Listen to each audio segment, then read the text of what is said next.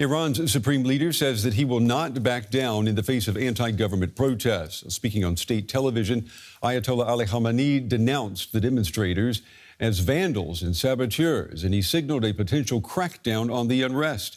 Tehran has cut the internet and international calls in response to the biggest nationwide rallies seen in years. Rights groups are reporting dozens of deaths.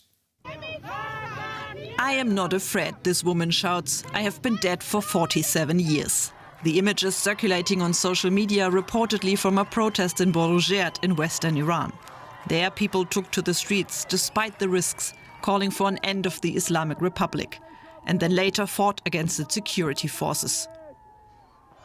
Videos spread before the internet was cut off show massive demonstrations across the entire country. In the capital Tehran, people shouted death to the dictator. In Khorramabad in the west, they raised the national flag used before the Islamic Republic, and in Tabriz in the north, there were Javid Shah chants, "Long live the Shah," meaning Reza Pahlavi, the son of Iran's last Shah who lives in US exile. He called for Iranians to take to the streets and has renewed that call.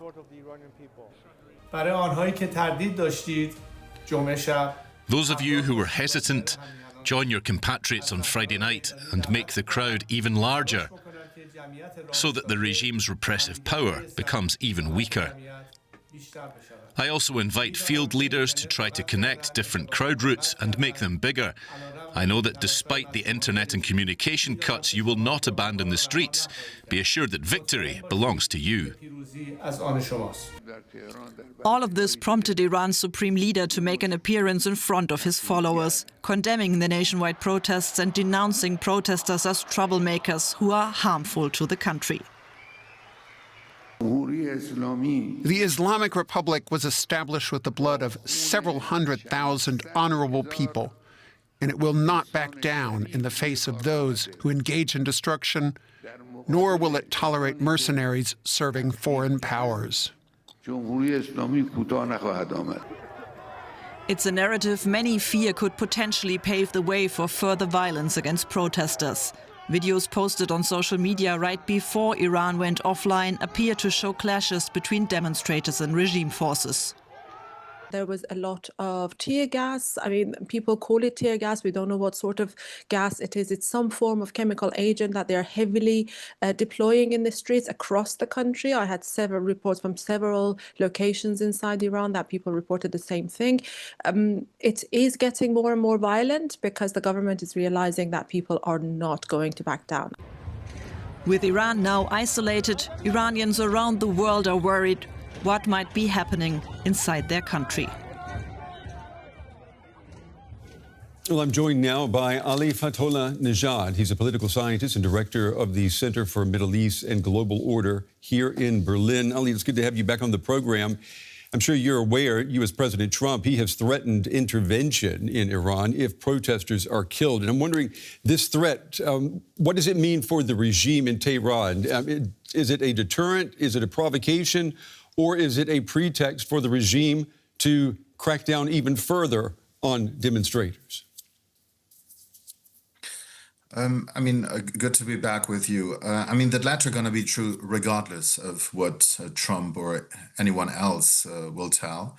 The regime has been engaged in brutal lethal repression since at least last weekend against the ongoing Iran protests, which have now reached a critical mass since last night. When it comes to Trump's, announcements that he has repeated over the last few days, in terms of if the regime resorts to mass killing of the protesters, the U.S. is going to intervene. This has probably, created some anxiety about, from the regime side. This is for sure. On the other side, it has also showcased to the Iranian demonstrators that the protest is being heard, and there is some visibility, especially from the most powerful men, probably, in the international system. Last night, Iran cut internet and phone access all across the country. We've seen this before. How decisive have these communications blackouts been in shaping outcomes? Well, if you look at the aim of such a measure is obviously to deter organization and to deter street protests from reaching such a critical mass. But regardless of this, internet blackout, that has happened, people did take to the streets and did so in a historical fashion.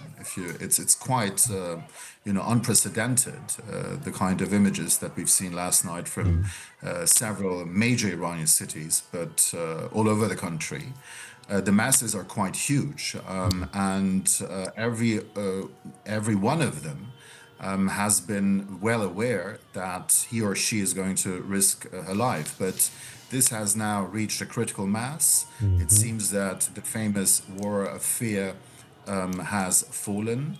And obviously, if this situation is going to continue, it is going to be tremendously difficult for the repressive apparatus to kill, all of them.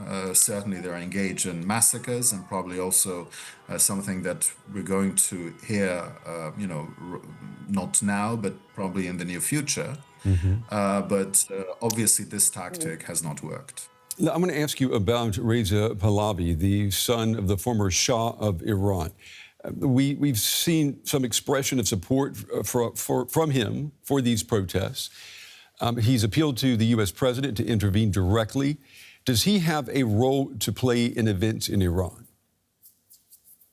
Well, it's upon the Iranian people to decide. I mean, the main issue is that and the main demand of the protesters and the bulk of Iran society is to get rid of this dictatorship and to bring this Islamic Republic that has created so much havoc and misery for everyday Iranians, for all of Iranian society, basically, to an end, and to prepare the ground for a transition towards democracy. I mean, what Iranians are demanding has been quite clear in multiple declarations that were published in the wake of the Women, Life, Freedom movement in 22 and early 23 back then.